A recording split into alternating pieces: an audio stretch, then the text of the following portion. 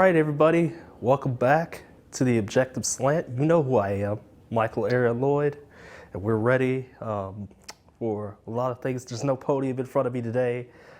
Didn't feel like I didn't have my notes with me. Wasn't as prepared as I thought I was going to be. Thought we were going to be at that little desk over there today as well, but no, that didn't happen either. Had a guest ready to go, but there was, there was some conflicts with everybody's schedules, so it's just me today. It wasn't me, to be completely honest. Life happens, and that's just how it is. So there will be no guest today. There will be a guest September 6th, which is the anniversary show, and yeah, I'm so excited for that. That'll be what, 2-3 weeks away. Who knows how long that is? I'll figure it out when we get finished with this show today. So there's a lot to talk about today. Don't really have a lot to go off of, but there certainly is a lot to talk about. As far as, guns go. So, guns are no joke. Let's just be real. They do bad things when put in the hands of bad people. Now I know everybody's gonna be like, well, there's all sorts of questions that just start popping up and arising, when it comes to guns like this, background checks, mental health exams, all this other stuff. Raise the age to 21 or 25 or 29 or whatever the age may be, and it's really hard, to really get the right thing going, to get the right thing that makes everybody love gun laws, so it's really hard to try and dissect it to where we can all just be happy, get along, it really is something,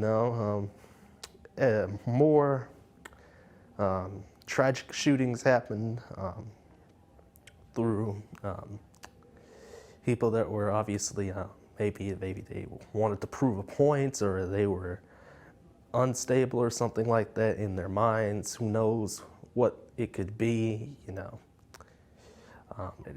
the numbers always kind of make me scratch my head a little bit. It's like the number right now for mass shootings in America is maybe like 350 plus, somewhere around that range. So that's like 2 a day or something like that, because we're only like 200 days into 2019.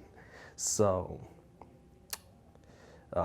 it's crazy. It's hard to think about. It's hard to really comprehend, and it doesn't have to be people dying, of course. It could be just one guy gets shot or something like that over something relatively minor.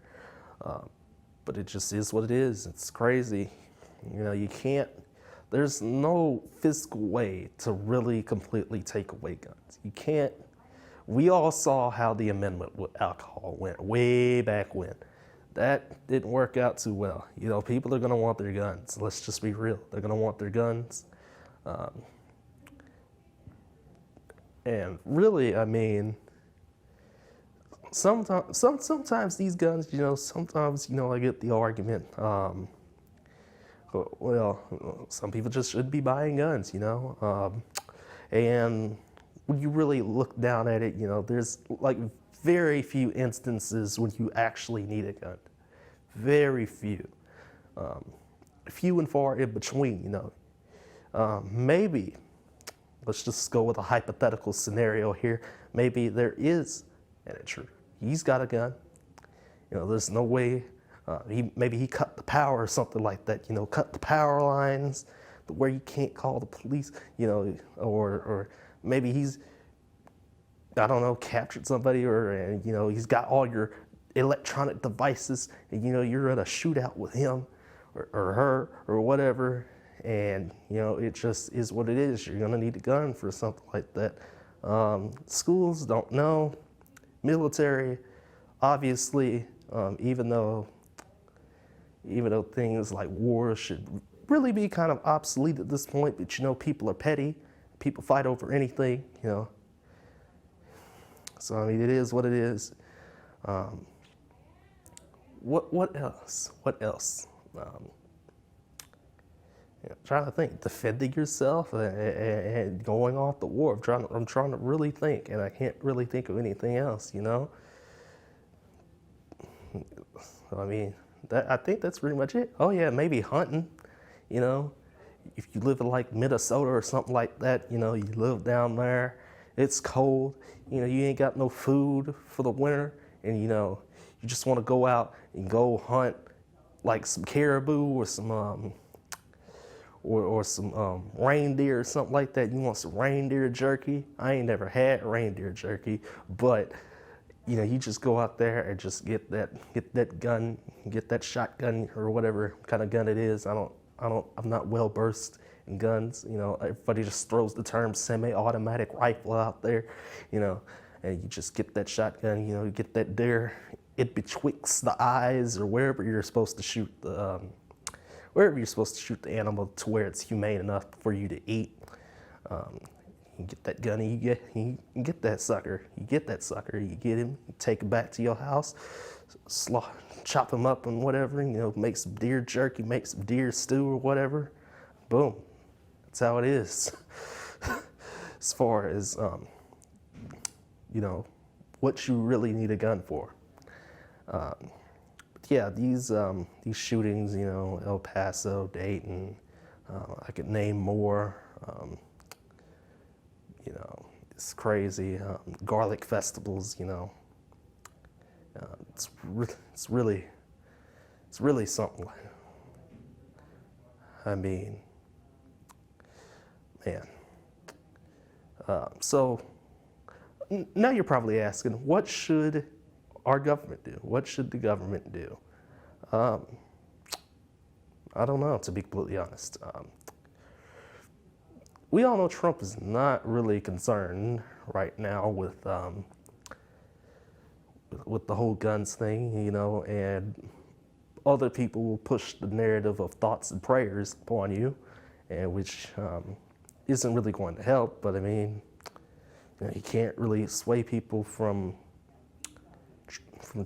saying, oh, well, we'll just give you our thoughts and prayers, Let me tell you what Trump is concerned with. Is he really concerned with buying Greenland? Because, I mean, isn't Greenland like the ice one? I'm pretty sure it is like the land area, the large land area with ice. It's kind of funny. It's always funny, a big place covered with ice. And it's called Greenland. It's crazy. I just always find that funny, when you talk about Greenland. But it's whatever. Trump's not really concerned about that right now. I guess he's doing whatever.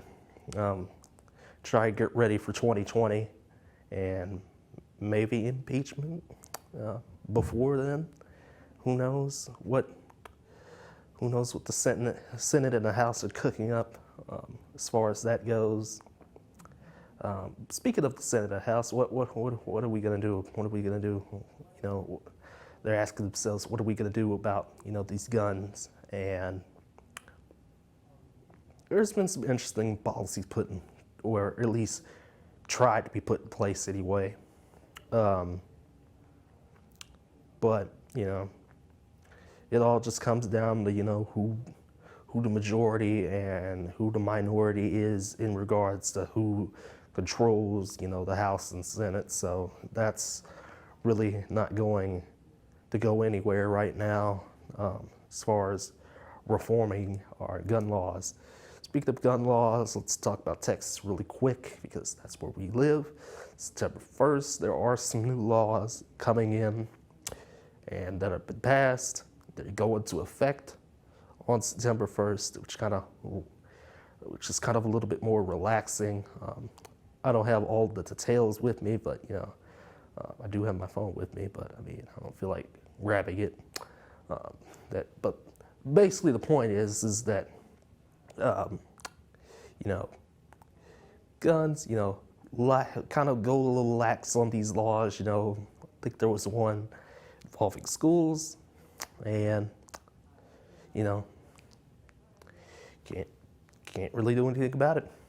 It's going into effect in a couple weeks, so, you know, people had their chance to, you know, vote on it and whatnot. Nobody said anything. Nobody really even noticed. It just kind of just flew under the radar. So that, it's, again, it's just hard to really speak about guns in a positive or negative light. You have to stay neutral about it because, you know, it's just hard to take a real slant on things as far as guns go, you know. But let's move on really quick. Got a lot of time still. So, you know, let's go ahead and talk about some wages really quick, you know. It's always kind of funny to me when you talk about the wage gap and the earnings gap, or whatever the gap is, you know. It's really, it's a puzzle. It's even more puzzling than guns, I think, you know, as far as, you know, wages go, as far as people earning their money in a republic like the United States. It's always kind of hard to really, you know, try and just figure it all out to where we all could be living with a nice wage and, you know, have nice things. You know, it's always the important goal. I think the most important goal in a person's life is to just live their best life, you know. And when you don't have the money to do so, it's gonna be hard. It's gonna be really hard to get it all together, you know, get all your assets together, get what you're worth together, and just make it into where, you know, you can live nicely, you can live comfortably, you got a roof over your head, all your bills are paid, you got food in the refrigerator, you know. So I'm just gonna use this comparison really quick.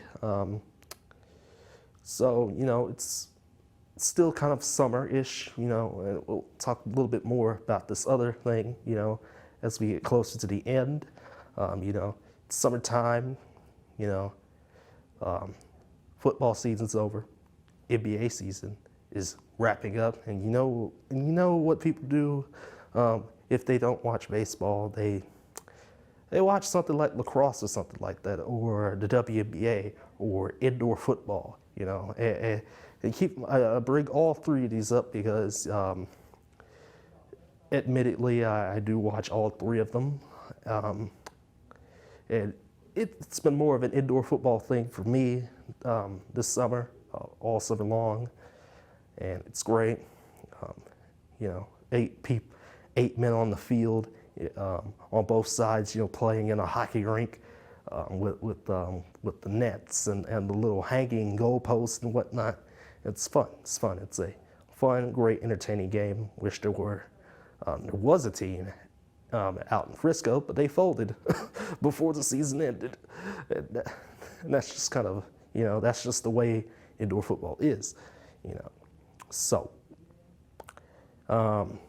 you know, guys in indoor football, do not get a wage that's really livable to where, you know, to the point where people have to go do other things, you know, get a full-time job somewhere else during the week or something like that.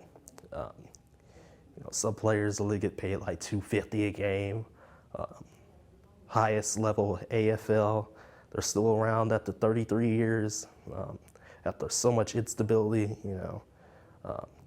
Those players get paid like what, maybe like $1,000 a game. And then, you know, you have lacrosse, which is just, it's just so underappreciated.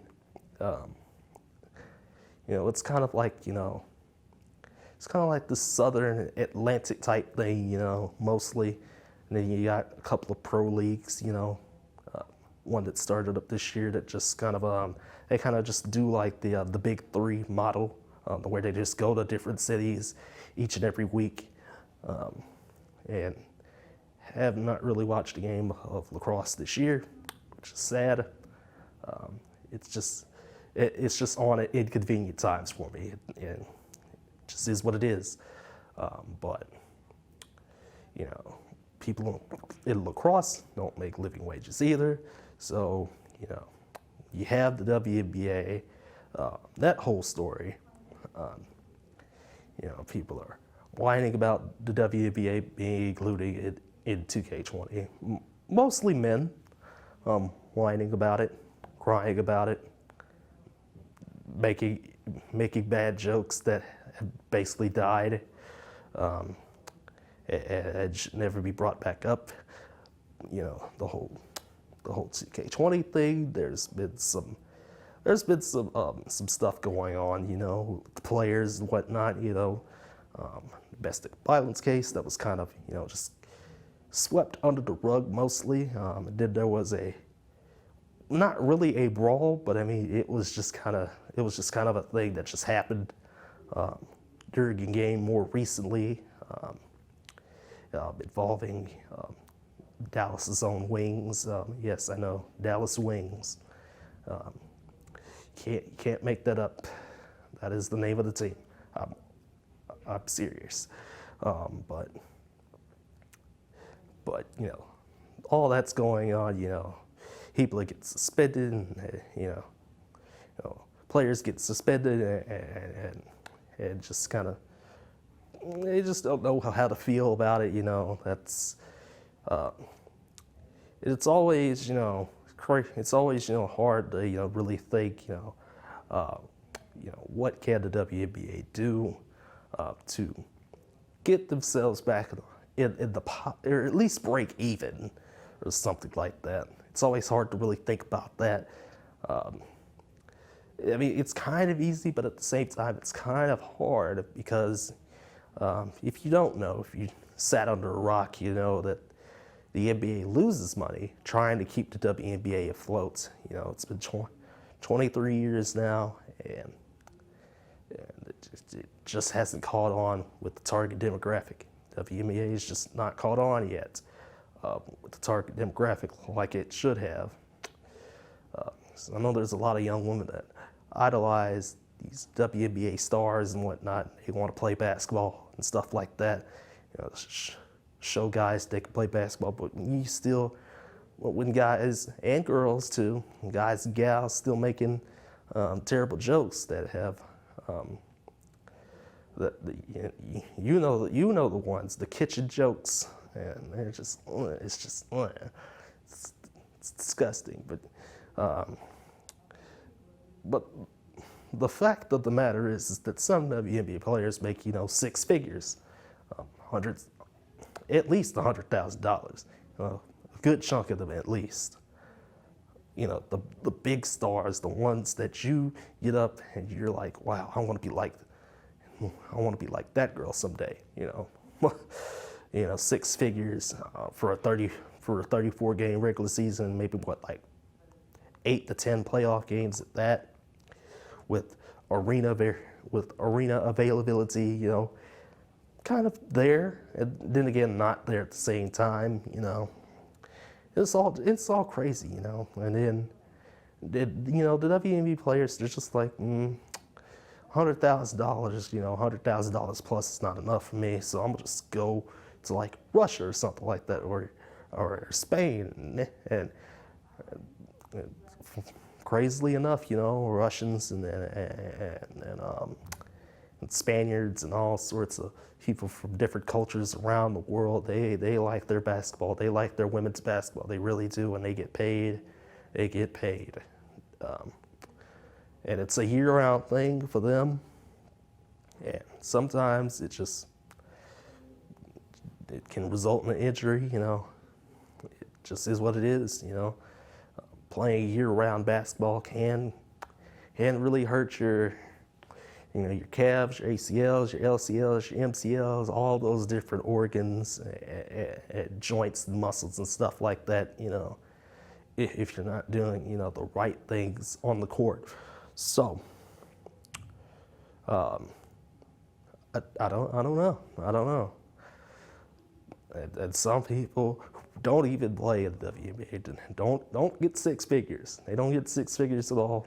Well, some people are just struggling. So really the fact of the matter is just that and I've been kind of rambling on about the WNBA for like 10 minutes now, but the fact of the matter is that, you know, wages are just hard. You know, you can't really just generalize it in some sort of bubble, whether it be by gender or race or whatever. You can't really generalize. You can't really put it all into a bubble and just hope that bubble will work, because that's just not how the economy works. NBA makes money. They have a lot of guys that drive the market to where they can make money. That's why they make more than NFL players. That's why they do make way more. And there's less people on the court. You know, 5 guys on the court at a time on both sides. But you know, it is what it is as far as that goes. But you know, more money, you get more money on your paycheck. Government may swoop in, take some of that money away, because that's just how they do. They'll take a little bit of that hard-earned moolah, you know, and take some of that away, you know, deductibles and stuff like that. I remember getting a deductible, a small deductible on one of my paychecks way back when. Not way back when, but it was only like a couple months ago, you know. It was only like $12, something like that. You know, just small amounts, you know, for the government to use for whatever purposes that they may use it for, or maybe it's like a local thing or whatever, you know, just it's whatever. And so, you know, it's hard to really get everything together in a nice little bow to where you can just say, oh, well, women earn 40 cents less than a man, or 75 cents. See, you know, that's just inflating the argument. You get what you get at your job, and I don't know. Oh, somebody's gonna have to explain it to me a little bit better. Somebody's gonna have to explain it to me a little better, because I just don't know. I don't know at all when it comes to what you earn and what your wages are. You know, if you make like $9 an hour for 40 hours a week, you know, you get a lot. You get $1,600 or something like that, not including deductibles or something like that. You know, I don't know. It's crazy. So last thing I'll leave off here with is, so it's finally time for, you know, football season. Football season's here. I'm ready. I'm excited. Gonna be a long year. Once again, you know, it's the NFL's 100th year. It's college football's 150th year. So that's kind of a weird correlation, but hey, you can't argue with that too much, you know. It's finally time for people to start arguing over the real things again, the real things that matter, that matter once again. Even though other things certainly matter, but you know, football season is a priority of mine, and it's going to be fun this year. You know, everybody's favorite orange and white team. You know, everybody's favorite green team. I got a green shirt on.